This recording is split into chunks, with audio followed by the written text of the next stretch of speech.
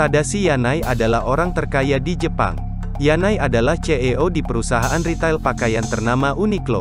Miliarder dari negeri Sakura itu memiliki kekayaan mencapai 31,9 miliar dolar Amerika Serikat atau sebesar 451,83 triliun rupiah, kurs 14.164 rupiah.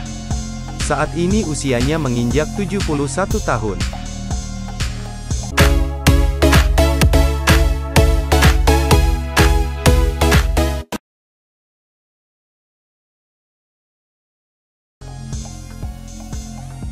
Menurut data Bloomberg, kekayaannya tersebut berasal dari posisinya sebagai chairman, CEO, dan juga pemegang saham mayoritas di perusahaan Fast Retailing Co., Ltd.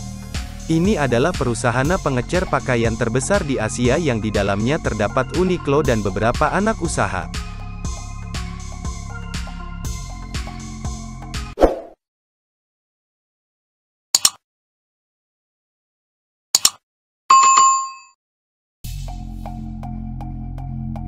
Pada 1984, Tadashi Yanai membuka toko Uniqlo untuk pertama kalinya. Dia telah memperluas merek produk yang telah dihasilkannya ke lebih dari 2.000 toko yang tersebar setidaknya di 20 negara di dunia. Di samping kesuksesannya dalam industri fashion, ternyata Yanai pun merupakan anggota yang berpengaruh di Dewan Direksi SoftBank, selama kurang lebih 18 tahun.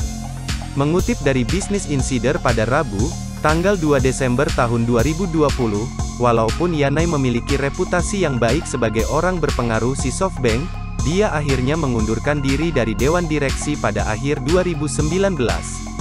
Yanai lebih memilih fokus pada bisnisnya yang bergerak dalam bidang fashion tersebut. Kekayaan yang dia raih membuatnya bisa tinggal di sebuah rumah dengan harga 50 juta dolar Amerika Serikat di Tokyo, Jepang. Selain itu, dia juga memiliki 2 lapangan golf di Hawaii. Biasanya Yanai menghabiskan beberapa minggu di setiap musim panas untuk bermain golf. Tadashi Yanai lahir di Jepang pada 1949. Siapa sangka, ayah Yanai dulunya adalah seorang penjual pakaian. Ayahnya memiliki sebuah toko pakaian bernama Toko Pakaian Pria Ogori Shoji. Toko tersebut menjadi tempat berjualan ayahnya sekaligus sebagai tempat tinggal Yanai dan keluarga. Di lantai pertama menjadi toko, sedangkan di lantai kedua menjadi rumah. Keadaan keluarganya saat itu tidak menghalangi Yanai untuk menuntut ilmu. Yanai merupakan lulusan Universitas Waseda pada tahun 1971. Dia memperoleh gelar di bidang ekonomi dan politik. Setelah lulus dari perguruan tinggi tersebut, Yanai mulai bekerja. Dia berjualan pakaian pria dan peralatan dapur di supermarket Jusco. Setelah 1 tahun, dia berhenti dari tempat kerjanya dan bekerja untuk membantu ayahnya. Pada tahun 1984, Yanai akhirnya mendirikan Unique Clothing Warehouse di Hiroshima. Kini nama perusahaan tersebut dikenal dengan Uniqlo. Beberapa tahun kemudian, dia mengubah nama perusahaan ayahnya menjadi Fast Retailing. Kepopuleran produk Uniqlo menyebabkan perusahaan tumbuh dengan cepatnya selama beberapa tahun kemudian. Salah satu produknya, jaket bulu Uniqlo, merupakan produk terpopuler dengan harga 15 dolar Amerika Serikat pada masa itu, tahun 1998. Kemudian, terhitung sejak 1996 Yanai memiliki lebih dari 200 toko yang tersebar di seluruh Jepang. Menurut Maniwek, Fast Retailing kini menjadi pengecer pakaian global terbesar ketiga. 2 perusahaan pakaian global terbesar pertama dan kedua adalah H&M dan Inditex yang merupakan perusahaan induk Zara.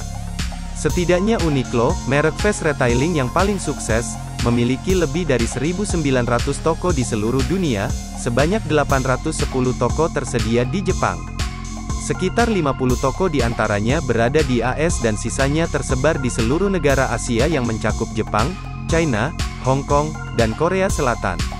Pada tahun 2011 Yanai sempat mengatakan, pakaian Uniqlo ditujukan untuk semua orang dari berbagai jenis kalangan, seperti miliarder, kelas menengah, kelas bawah. Kita perlu layani semua, seperti Marks & Spencer, Gap, H&M, atau Zara. Jika kami tidak melayani semua segmen kehidupan dan masyarakat, kami tidak dapat sukses, kata Yanai kepada tim Vault Magazine, seperti mengutip Business Insider. Pernyataan tersebut ia katakan karena Yanai ingin fast retailing menjadi pengecer pakaian terbesar di dunia. H&M dan Zara merupakan rival terbesar fast retailing. Yanai mengatakan salah satu tujuannya adalah membuat pendapatan perusahaan bisa meraih hingga 29 miliar dolar Amerika Serikat pada 2020. Hal itu dikatakan Yanai kepada Forbes Asia pada 2017.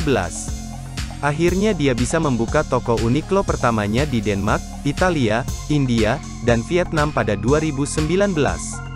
Menurut laporan Reuters, selama pandemi COVID-19 ini, perusahaannya fast retailing mengalami penurunan pendapatan yang sangat tajam. Lama operasionalnya diperkirakan turun hingga 50% dan penjualannya pun akan turun 13% dari tahun sebelumnya karena krisis pandemi ini.